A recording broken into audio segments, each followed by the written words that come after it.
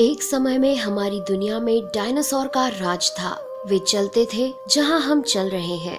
इसी हवा में सांसें ली, इसी धरती पर लड़ाइयां लड़ी। इन दैत्याकार बड़े विचित्र डायनासोर ने करीब 14 करोड़ सालों तक इस धरती पर राज किया।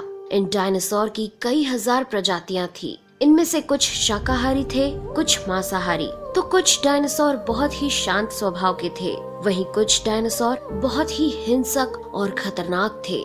ये उस समय के सबसे सफल जीव थे। लेकिन फिर अचानक ऐसा क्या हुआ? आखिर वह कौन सी घटना थी जिसने इनका नामो निशान ही मिटा दिया? इसे जानने के लिए हमें करोड़ों साल पीछे जाना होगा और डायनासोर्स के उस अंतिम दिन को करीब से देखना होगा। तो आइए चलते हैं आज से 65 मिलियन साल यानी कि 6 करोड़ 50 लाख साल पीछे।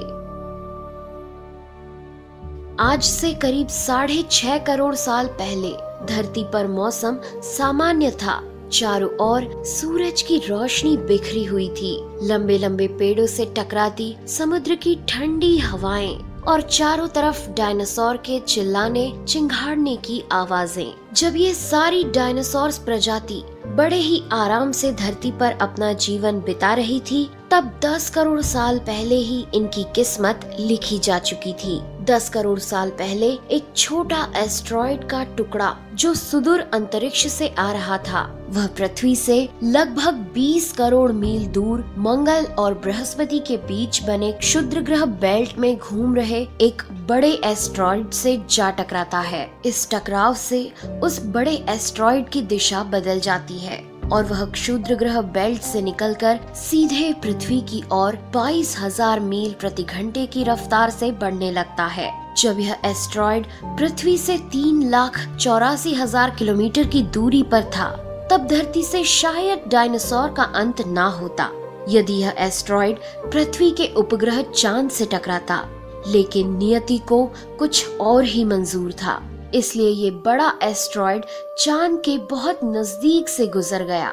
40 किलोमीटर के व्यास वाला 2 ट्रिलियन मेट्रिक टन का ये एस्टेरॉयड प्रत्येक सेकंड के साथ साथ धरती के करीब बढ़ता जा रहा था। ये एस्टेरॉयड जब पृथ्वी के वातावरण के संपर्क में आया तो इसकी रफ्तार एकाएक 70,000 किलोमीटर प्रति घंटा हो गई। पृथ्वी के वायुमंडल में घुसते ही घर्षण की वजह से ये एक भयानक आग के गोले में बदल गया। ये इतनी रफ्तार से धरती की ओर बढ़ रहा था कि सिर्फ 4 मिनट में इसने अटलांटिक ओशियन को पार कर लिया। इसकी चमक इतनी अधिक थी कि धरती पर टकराने से पहले ही हजारों जीव आग के इस दहकते गोले को देखकर पूरी तरह अंधे हो चुके थे।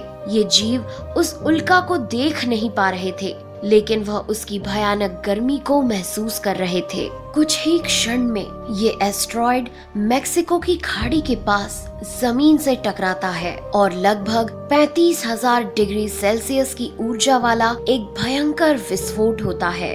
इस टकराव का विस्फोट लगभग 10 हाइड्रोजन बम के विस्फोट के बराबर था। ये विस्फोट इतना शक्तिशाली था कि इसके टकराते ही धरती की लाखों टन धातु अंतरिक्ष में चली गई। टकराव वाली जगह पर 180 किलोमीटर चौड़ा और 20 किलोमीटर गहरा गड्ढा बन गया। विस्फोट के कारण इस गड्ढे का सारा मेटल और पत्थर आसमान में धूल के बड़े बादल में बदल गए। 16 मिनट 40 सेकंड बाद जमीनी टकराव की वजह से धरती के अंदर चारों ओर 11.1 तीव्रता की भूकंपीय तरंगे उठने लगी। इस वजह से समुद्र में विशालकाय लहरों का निर्माण हुआ और एक के बाद एक सुनामी की लहरें चारों तरफ बढ़ने लगी। भूकंपीय तरंगों ने सभी सक्रिय ज्वालामुखियों को दहका दिया, जिसके कारण जगह जगह डायनासोर का विनाश शुरू हो गया।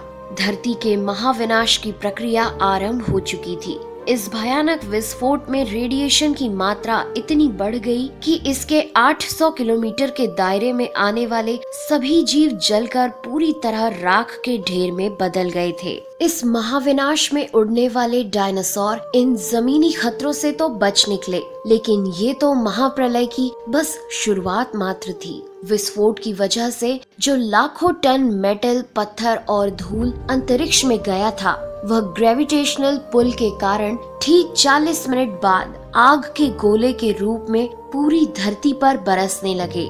साथ ही धूल का एक बहुत बड़ा तूफान 6000 किलोमीटर प्रति घंटे की रफ्तार से पृथ्वी के दूसरी तरफ मौत लेकर आ रहा था। ये धूल के बादल कई किलोमीटर मोटे थे, जिसकी वजह से धरती पर सूरज की रोशनी का पहुंच पाना असंभव हो गया।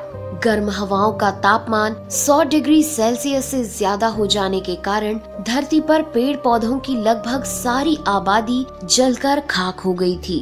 विस्फोट के 90 मिनट बाद धरती का तापमान 200 डिग्री सेल्सियस तक बढ़ गया। इसकी वजह से जो डायनासोर विस्फोट के इलाके से कोसों मील दूर थे, वे भी इस गर्मी से बच नहीं पाए।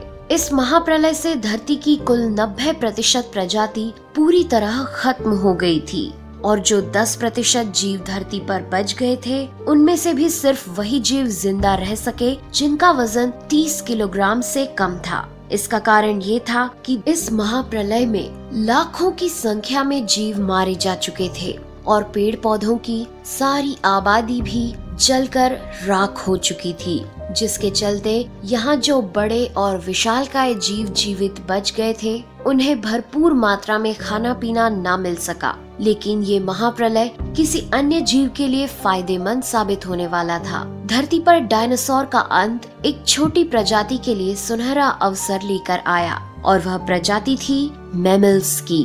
मैमल्स क्या थे, कैसे बच गए महाप्रलय से, डायनासोर के अंत के बाद इंसान कैसे और कहां से आए, ये जानेंगे हम अगले एपिसोड में। यदि आप चाहते हैं कि हम अगला वीडियो जल्द से जल्द बनाएं, तो इस वीडियो पर 2000 लाइक्स जरूर दीजिए और हमारे चैनल को सब्सक्राइब कर हमारा सपोर्ट जरूर करिए। यदि आप नए हैं तो इस चैनल पर हमारे बाकी वीडियो भी जरूर विजिट करें। साथ ही सब्सक्राइब कर नोटिफिकेशन बेल आइकन को भी जरूर दबाएं। मिलते हैं अगले एपिसोड में, तब तक के लिए नेहा आगरकर को दे इजाजत। नमस्कार।